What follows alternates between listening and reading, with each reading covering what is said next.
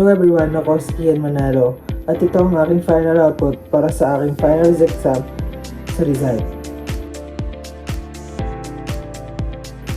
Matapos ang pag-aralan ng buhay ni Rizal, mas madami akong natutunan at nalaman na hindi ko pa nalalaman noon.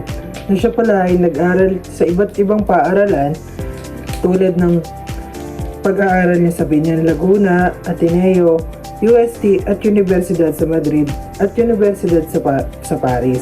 Dahil doon, mas napalawak pa ang aking mga natutunan about kay Rizal.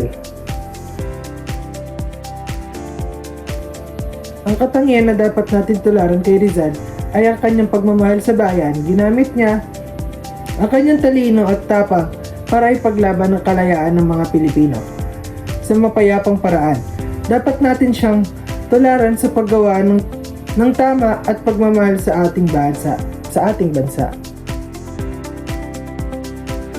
Ang hindi dapat tularan kay Jose Rizal ay ang pagiging sobrang mapag-isa at pagdududa minsan sa sarili. Mahalaga rin ang pagiging bukas sa tulong ng iba, lalo na sa oras ng mga pagsubok.